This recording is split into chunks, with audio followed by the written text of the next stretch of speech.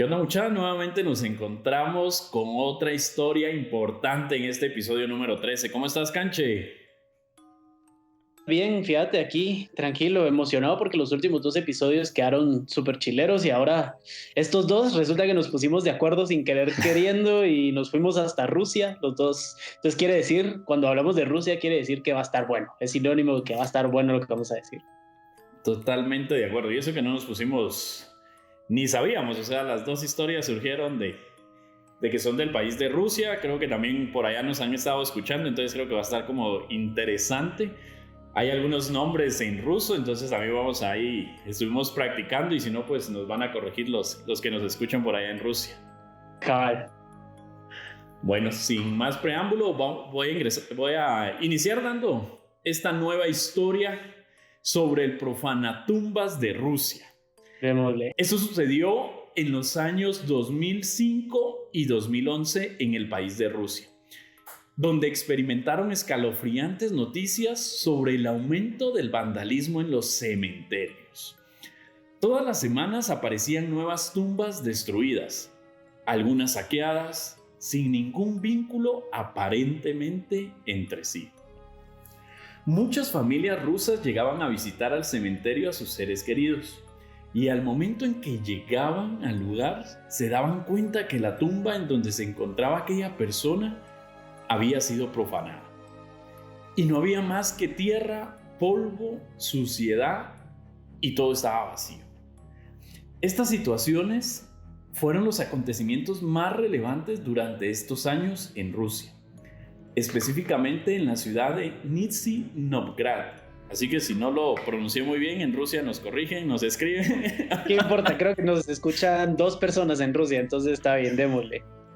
Oye, en donde llegaron muchas denuncias a la policía local por desaparición de cuerpos en los cementerios, específicamente de menores de edad. La duda y el terror había llegado a los oídos de cada uno de los pobladores, tanto así que ya nadie quería visitar los cementerios debido a que no querían llevarse la sorpresa de que el cuerpo de un ser querido ya no estuviera ahí. Lo que más llamaba la atención era que solo desaparecían los cuerpos de niñas. Por varios meses la policía local estuvo investigando estos casos, pero no consiguió dar con el paradero del Profanatumbas. Según comentaron algunos de los guardias de los cementerios, únicamente afirmaban que se trataba de una persona de contextura delgada que dejaba un automóvil afuera del cementerio e ingresaba al mismo de madrugada. Cuando se acercaban a ver qué pasaba, la persona encapuchada desaparecía. Y yo creo que aquí, pues también los guardias al ver alguna sombra, algún ruido en las noches, pues creo que iban a hacer como mucho, ¿no? Sí, yo creo que como alguien que cuida cementerios, no creo que te paguen lo suficiente como para decir, voy a ir a revisar qué es eso. Exactamente. Entonces solo daban esas características. Tras varios meses de investigación, la policía tenía mucha presión para dar con el autor de estos hechos, ya que las noticias cada vez más resaltaban en todas las portadas del país. Por lo que la policía decidió acudir al historiador y profesor que tenía la fama de ser el experto en cementerios de la ciudad. No sé si aquí en Guatemala habrá algún experto en cementerios. ¿Has escuchado vos algo? Creo, la verdad nunca he escuchado y no creo más que alguien que llegue a asaltar, él sí se ha de conocer todas las callecitas de los cementerios, pero ahí no creo, ¿no? Totalmente. Pues en Rusia sí había un experto y él era Anatoly Moskiv. Y él se mostró indignado cuando la policía lo contactó para que les pudiera apoyar con estos hechos. Y él mismo dijo que iba a aportar todo lo suficiente para atrapar al sujeto. Luego de que la policía estuviera trabajando con la ayuda de Anatoly, empezaron a disminuir los casos de vandalismo en los cementerios. Raro, ¿no?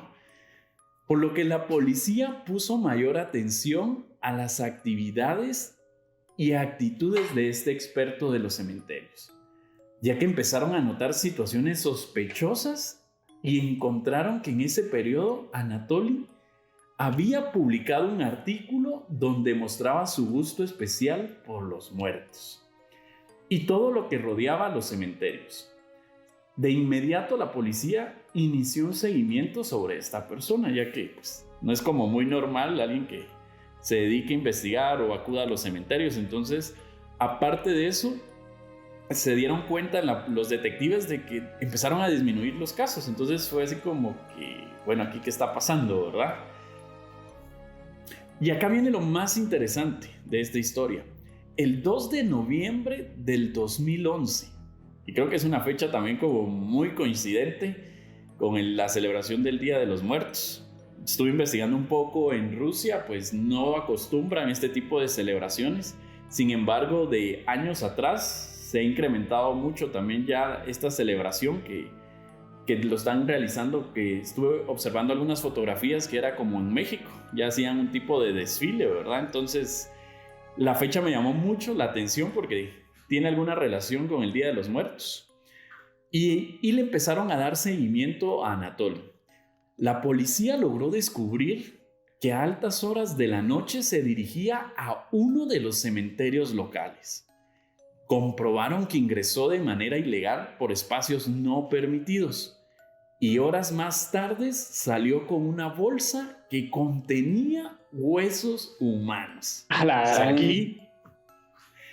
Y eso no es todo, porque los cadáveres los llevaba a su casa.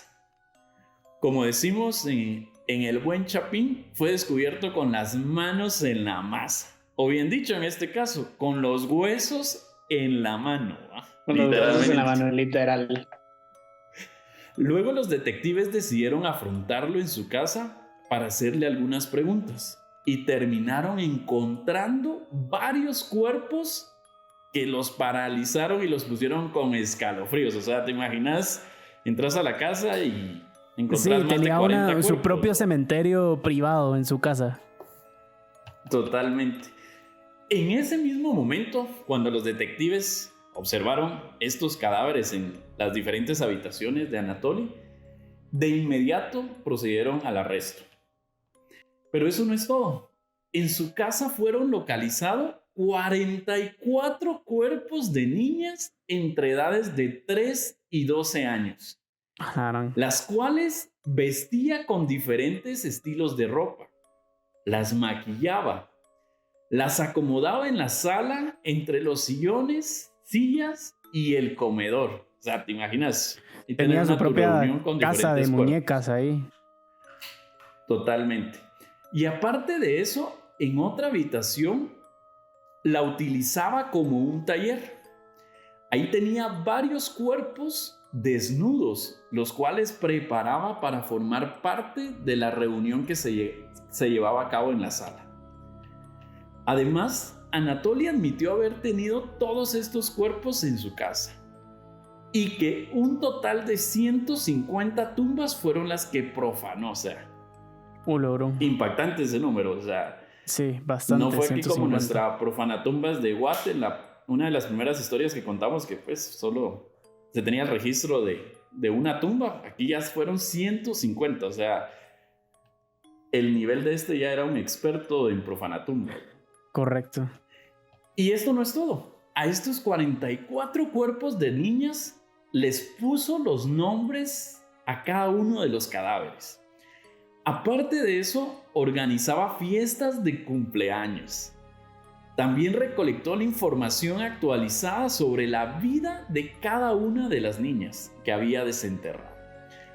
Asimismo, los detectives encontraron en su computadora un manual propio con instrucciones sobre cómo fabricar muñecos con restos humanos. Ah, la gran. Yo creo que eso es lo peor que he escuchado de un asesino, y eso que hemos contado varias historias y hemos nosotros personalmente escuchado también, hemos leído historias de asesinos en serie y nunca había encontrado algo así. Qué interesante. Qué feo, qué horrible. Dejas tu propio manual y después pues vamos a ver un poco de... Tipo el make yourself de IKEA, ¿verdad? Ese mueble que te mandan para que lo hagas vos con sus instrucciones, literal. Qué horrible, qué feo. Y en esta cuarentena tal vez pretendía él pues dar sus clases virtuales de cómo fabricar estos muñecos, ¿no? Por Zoom, cabal.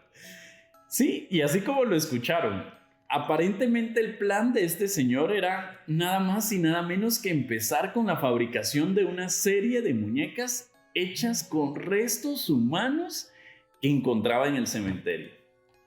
Ahora bien, la pregunta, ¿qué hacía Anatoly con los cuerpos que tenía en su casa? Pues aparentemente su pasión por los muertos lo llevó a un límite total inesperado y mucho más oscuro.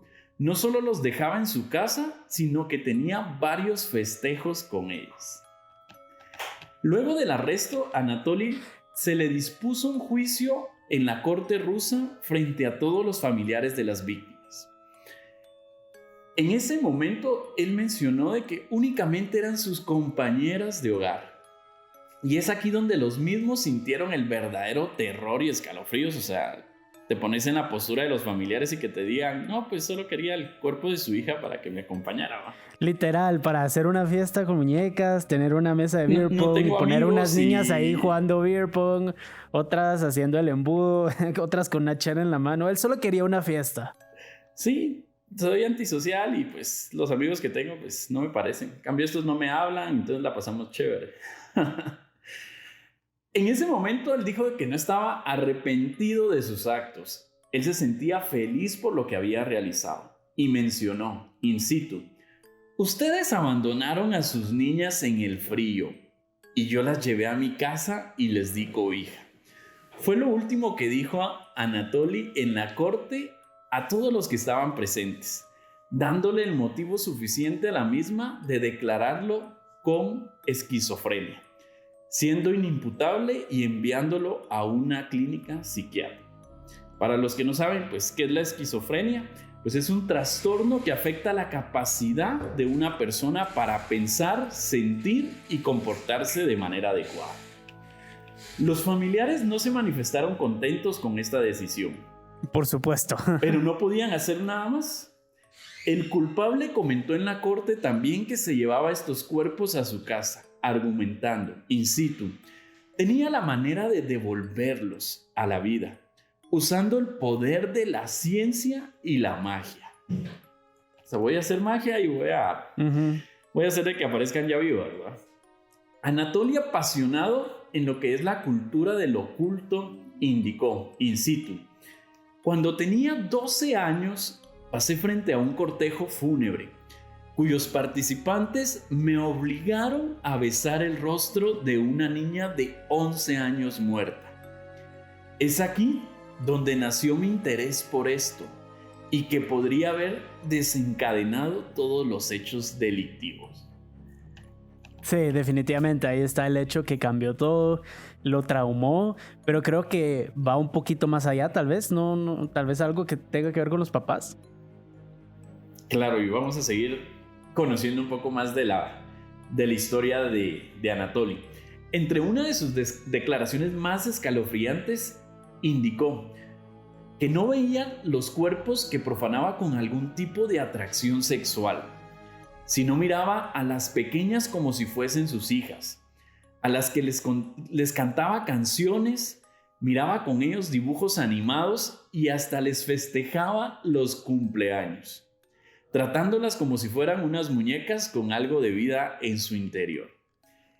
En estudios forenses se determinó que el historiador no cometió ningún abuso sexual contra ninguna de sus muñecas, y él mismo reveló que las cuidaba como si estuvieran vivas, sentándolas a comer, viendo televisión con ellas y platicando sobre su día a día.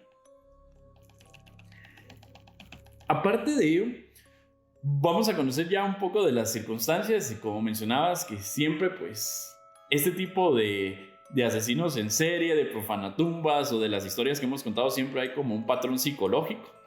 Sin embargo, acá vamos a ver muchas de las características del comportamiento para poder sacar pues alguna conclusión. Y vamos a conocer quién era Anatoly. Podría afirmarse que se trataba de un sujeto común, pero no, era reconocido desde su carrera universitaria como un fuera de serie, capaz de memorizar los datos históricos menos significativos, recordar biografías casi de memoria y presumir con orgullo de una ostentosa biblioteca de más de 60,000 ejemplares que ocupaba un par de habitaciones en su casa. Además de ello, dominaba 13 idiomas, entre ellos el ruso, alemán, español, japonés y latín. Era historiador y experimentaba cierta debilidad por la cultura de los rituales, el ocultismo y muerte dentro del folclore de la cultura que se diseminó por Europa en la Edad Antigua. No te creo, me parece muy increíble que le guste los rituales, no te creo, fíjate. Para nada. Para nada. Eran temas de estudio favorito para Anatoly, que rápidamente se convirtió en una autoridad para sus compañeros y profesores tras su paso por la Universidad Estatal de Moscú. Era de carácter introvertido, pero abierto con quienes consideraba dignos de su confianza. Siempre fue ubicado como un tipo común y aburrido en sus años universitarios. El típico nerd que decís, ay, qué hueva, se sabe todo y toda la mara haciéndole bullying, ¿va? Frecuentaba reuniones ocasionales, pero nunca consumía bebidas alcohólicas, ni siquiera fumaba un cigarrillo de tabaco. Y aseguraba a sus conocidos que se mantenía virgen. Su primer empleo consistió en traducir textos en el Instituto de Lenguas Extranjeras de la universidad. Y más tarde decidió iniciar su carrera como periodista, trabajando para revistas y diarios de circulación nacional y regional en esa ciudad de Rusia, la quinta ciudad más grande de ese país. En el año 2005, Anatoly inició de la mano de un reconocido profesor llamado Oleg Ryabov una investigación sobre las causas de muerte mayoristas en los cementerios de la región. Durante su gran empresa, Anatoly recorrió más de 752 cementerios, almacenando todo tipo de datos, guardando nombres, causas de muertes entre sus apuntes. Yo creo que ahí tenía pues su base de datos. Sí, totalmente para seleccionar era un a las experto víctimas. de cementerios, pues. Exacto. El historiador pasaba noches enteras despierto entre tumbas y recorriendo callejones aledaños de estos cementerios. Razón suficiente para que la policía empezara a seguir sus pasos sin encontrar nada extraño. Posteriormente, la familia de Anatoly visitó el hogar del hombre solitario y se percató de algo que no marchaba muy bien. Además de la prisa de Anatoly para que se fueran, el cuidado bajo llave de un par de habitaciones, un olor apestoso que se colocaba por las noches entre ruidos y movimientos, no paraba hasta el amanecer. Fueron los motivos suficientes de estas cosas raras que la familia observó y pusieron una denuncia ante las autoridades. En ese entonces, la policía, cuando llegó esta denuncia por los familiares, pues no le puso como mayor atención porque era muy conocido de que era un experto en cementerios. Entonces, todas esas actitudes o los hechos que en esa denuncia mencionaron, pues los detectives tal vez lo vieron como cosa normal.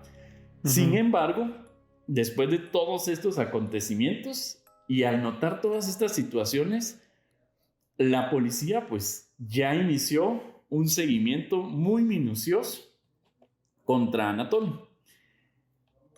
Era una coincidencia que realmente existiera ese nexo entre todos los sucesos de las tumbas con lo que ya la familia había denunciado. Después de 9 años, han pasado 9 años desde el arresto de Anatoly y actualmente él se encuentra en el hospital psiquiátrico y están todavía tomando la decisión si lo mandan a su casa a seguir con el tratamiento o si debe de permanecer en este hospital psiquiátrico. Situación que para toda la población, o sea, es alarmante, porque él ha mencionado también de que si vuelve a salir, pues que extraña a sus niñas, a sus muñecas, y que cada vez más quiere seguir perfeccionando su técnica. Y es más, en este hospital hasta incluso pues se tuvo información de que sigue él todavía como escribiendo y queriendo como mejorar esa técnica que ya había puesto en práctica, ¿verdad? Entonces, si te das cuenta, una historia que ha impactado estuve viendo varios reportajes donde en Rusia no se había dado esta situación y realmente pues fue como muy alarmante. O sea, sí creo que pasó al límite de todo el trabajo que él ya venía realizando. Y como bien lo mencioné, pues prácticamente se conocía todos los cementerios y creo que le facilitaba poder realizar cada uno de estos hechos, ¿verdad? ¿Qué te pareció esa historia, Canchi? Bueno, pues está muy turbia, la verdad. Qué feo. Me parece muy, muy triste también por el hecho de que es una persona que... bueno, mira, para empezar, él no mató a nadie. Él es un profanatumbas y es una persona que tampoco tiene un deseo sexual detrás de todo.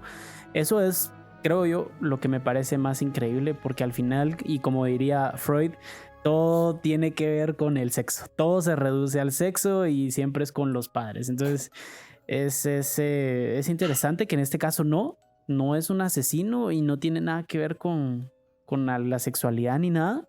Me parece interesante que sean niñas nada más y no niños, por ejemplo. El hecho de que haya besado a una niña a los 11 años un cadáver, eso sí me parece que fue algo que lo marcó definitivamente, pero creo que hay más detrás. No me creo que solo sea eso. Pienso que tiene que ver mucho con los papás, con sus hermanos. No sé si hay info de su familia. Fíjate que en lo que estuve investigando solo mencionaban en todos los reportes que pues había sido un niño de una familia querida, habían tenido pues un hogar pues normal. Nunca en los detalles que estuve observando, nunca había como algo que resaltara como en los demás casos, ¿verdad? Que sufría de algún tipo de falta de cariño abuso. O de abuso dentro de la familia, lo que acá pues mencionaron de que era una familia normal y que digamos, su niñez fue tan normal solo con ese incidente que marcó, digamos, marcó su vida en ese instante, ¿verdad? Otra cosa y aparte digo que por lo que le gustaba a él investigar bastante, ¿verdad? Entonces, en los reportes que pasaron forenses de él, sí mencionan que tanto fue como su atracción en lo que él se involucró de lo que investigaba, que llegó como a meterse muy de lleno con todas estas creencias y todo, ¿verdad? Y que esa fue una de las razones por el cual él empezó a cometer estos hechos, ¿verdad? Qué interesante. Entonces, sí, al final puede ser que incluso también me suena un poquito... No sé, mira, yo no soy experto en el tema definitivamente y no conozco en primera mano a alguien que sea autista, pero pienso que tal vez algo tendría que ver por el hecho de ser tan inteligente en ciertas áreas, pero socialmente no, tal vez no es una persona tan lúcida socialmente, ¿verdad? No tiene estos límites que cualquier otra persona común, para no decir normal, pero común tendría. Además que estamos hablando de Rusia, también es una cultura completamente diferente y muy extraña. ¿Qué pensarías de una persona así si fuera el cuerpo de tu familiar? Por ejemplo, si nos ponemos en el lugar de la gente, por supuesto que tal vez Rusia es una cultura diferente, pero tienen sus tradiciones, sus ritos. Con ritos me refiero a desde una misa hasta el hecho de enterrar al cuerpo y no cremarlo, por ejemplo. Cuando te das cuenta que esta persona realmente no tiene ningún deseo sexual ni es un asesino, ¿por qué podrías desearle la cárcel? Realmente yo no tengo hijos, yo no estoy diciendo que no sea correcto ni nada, solo estoy diciendo, creo que es diferente, es algo que nunca habíamos escuchado, por lo menos yo. ¿Qué pensarías vos? Sí, la verdad que, pero también, o sea, ponete en la postura de los familiares. Yo, digamos, desde el momento en que estuve investigando y decía yo, estando ahí, sabes de que independientemente de la cultura, creo que sabes que tu familiar está ahí, que es una persona que quisiste mucho, que amaste, y que después alguien lo tenga como un objeto, pues como cualquier otro, dándole otro valor. Creo que de una u otra forma también eso te afecta como familiar. Obviamente, como lo mencionaste, pues no cometía pues ningún abuso o otra situación, y tal vez él, por este trastorno, era lo que él ahí se desahogaba, ¿va? Era como decir, porque lo mencioné en la historia de que no era muy sociable, no le gustaba ir a las reuniones, todos los amigos, pues dice que casi ni platicaban con él. Entonces también en el papel de los familiares creo que, bueno, en mi caso, que yo soy así como muy familiar y que con los ritos que vos decís de que la misa, los 9 días y todo eso, creo que sí me afectaría un montón, ¿no? Y lo mencionaba toda la población, o sea, estaban como muy preocupados de que le dieran como la salida y su tratamiento en la casa, porque sabían de que en cualquier momento lo volvía a hacer. Entonces era así como, ya la gente ni quería enterrar a sus familiares y principalmente ese sector de las niñas, ¿verdad? Sí, al final, o sea, sí cometió un abuso, porque sí es un abuso, tal vez no sexual con los cuerpos, pero el haberlos desenterrado, claro que es un abuso, te quita la paz, yo lo entiendo perfectamente. Totalmente. Solo me pareció interesante porque pues no es el asesino común y corriente, digámoslo así. Pero bueno, interesante. ¿Qué te parece si pasamos ahora a las anécdotas que también son muy buenas? Vamos, están muy buenas y cada vez nos están llegando más, así que ustedes también, los que nos están escuchando en cualquier parte del mundo, pueden mandar su historia que va a ser contada en este podcast. Sí, va a estar bueno, así que recuerden, sigan mandando voice notes, por favor, @escalofríospodcast, o si no lo quisieran mandar por correo, escalofríospod@gmail.com. Cualquier cosa, ahí estamos, nos vemos a la próxima. Chao.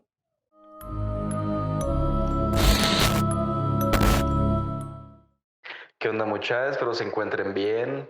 Para empezar, quiero felicitarlos por tan excelente podcast. La verdad es que es bastante entretenido escuchar las historias que ustedes cuentan en cada capítulo. En esta ocasión yo quiero compartirles una historia, pues ahí sí que como dijeron, recién sacada del horno, porque me sucedió hace unos cuantos días. Y pues la verdad es que tenía ganas de compartirla con ustedes, pero debido al suceso tan reciente, pues aún no me encontraba preparado para poder comentárselos. Pero pues en este momento se los voy a compartir, a lo mejor puede parecerles interesante. Bueno, en este caso lo más interesante para mí es que pues que lo tuve que vivir desgraciadamente y que es bastante reciente. Les comento, resulta que recientemente hicimos una fiesta, o sea, bueno, una pequeña reunión social. Entonces, al momento que compré las cervezas, yo pedí que me mandaran unas bolsas de Tortrix grandes, ¿verdad? La fiesta se realizó, pero esos Tortrix ya nunca se abrieron, se quedaron al lado de un sillón que tengo en mi cuarto. Fue el caso que en la noche, mientras yo dormía, al lado de mi cama, yo tengo una mesita de noche y ahí había una bolsa negra que estaba tirada. Incluso hasta tengo aquí una bolsa y una bolsa de Tortrix para poder recrear el momento, pues ahí sí que el momento tan espantoso que viví. Entonces era la 1:16, recuerdo perfectamente bien, yo estaba bien dormido. Pero de pronto sucede algo como esto. Yo empiezo a escuchar una bolsa que hacía así.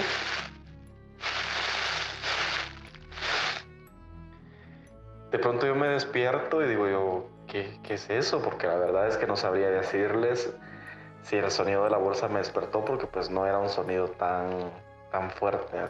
Pues me imagino que pudo haber existido otro elemento que pudiera despertarme. De pronto yo escuché que era como una bolsa. Era extraño porque dentro de mi cuarto no había viento, o sea, no había ninguna ventana abierta, no había nada. Entonces me levanté porque la luz la tengo en la otra pared. Me levanté, encendí la luz y dije, pero si es una bolsa. Pero dije, para que no me quite la tranquilidad, la voy a quitar de ahí. Quité la bolsa de ahí debajo de mi cama, bueno, del lado de mi cama, perdón, y la tiré. Me volví a acostar y la bolsa continuó haciendo el mismo ruido, continuó haciendo eso. Entonces empecé a sentir cierto aire estremecedor en mi cuerpo. Y dije, no, pues esto no es normal. No es normal que esa bolsa no se estaba moviendo, solo estaba emitiendo el sonido. Tuve el valor de agarrar la bolsa, la empuñé y la metí en mi mochila. Entonces me volví a acostar. Sucede que en ese momento que yo me acuesto ya la bolsa no estaba porque yo la había metido en mi mochila, pero empiezan a sonar las bolsas del Tortrix, a hacer esto.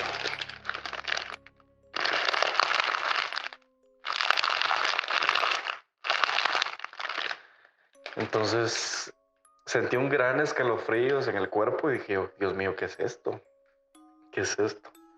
Me levanté de nuevo y encendí la luz y las bolsas continuaban haciendo esto. Era un sonido tan fuerte como que alguien estaba manipulando o intentando abrir esas bolsas. Empecé a sentir miedo, pero igual con la luz encendida me acosté, me di la vuelta y las bolsas continuaban haciendo eso. Y continuaban haciendo eso. Para todo esto ya eran las 2:15 aproximadamente de la mañana, o sea, ya llevaba yo casi una hora escuchando esos ruidos. Sentía demasiado miedo y en este momento me pongo erizo todavía al recordarlo. Lo que hice, recuerdo, es que me tapé, pero no le quité la mirada a las bolsas. Yo quería ver si esas bolsas se movían o si yo podía observar algo que estuviera manipulando esas bolsas.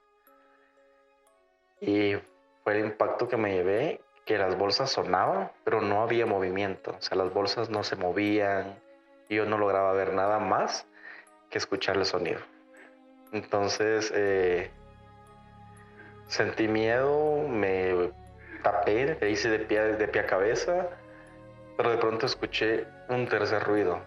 Es el sonido como si te quitaras los zapatos, los pusieras en lo alto y luego los dejaras caer. Y se escuchó ¡pum!, como los zapatos cayeron en el piso. En ese momento mi corazón se aceleraba a 1000 por hora. Y decía yo, Dios mío, ¿qué está pasando? ¿Qué es esto? ¿Qué es esto?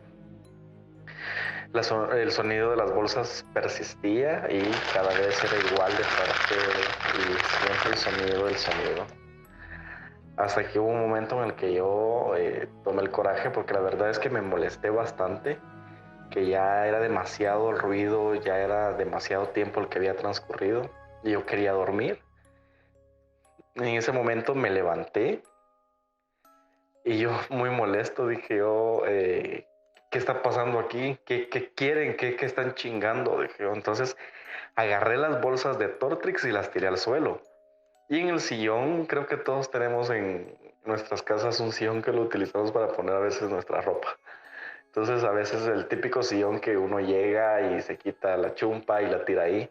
Entonces tenía algunas prendas y las tiré al suelo. O sea, tiré todo, literalmente tiré todo lo que estaba en ese sillón. Yo tal vez tenía la esperanza de que, bueno, en la casa no hay ratones, pero mi esperanza era de que hubiera algún ratón. Si en ese momento yo hubiera visto un ratón, una araña o cualquier otro animal, yo hubiera sido feliz porque hubiera descartado la posibilidad que fuera algún mal espíritu o algo extraño lo que estaba pasando y hubiera dicho yo, bueno, pues es un ratón, es una rata. Pero no, mi sorpresa fue de que no había nada. Yo, con mi mirada muy minuciosa para ver algún movimiento, si había algún animal ahí, y no, en la casa no había nada. Entonces dije yo, ¿quién está chingando? ¿Quién está agarrando estas benditas bolsas de Tortrix? O sea, yo estaba enojado. ¿Qué es lo que me dicen algunas personas con quien he compartido esta historia? Que por lo menos tuve el valor de levantarme y agarrar las bolsas de Tortrix, porque muchos se hubieran cortado o que hubieran hecho estando solos en una casa grande a esa hora. Entonces yo sí me molesté porque yo quería dormir. Entonces tiré los Tortrix al suelo y me volví a acostar. Yo en ese momento pensé que ya no iba a escuchar ese ruido porque yo ya había movido las bolsas de Tortrix del sillón de donde estaban. Y pues yo que me acuesto, tal vez con la esperanza de que el sonido ya no continuara y yo poder dormir, cuando de pronto continúa y sucede esto.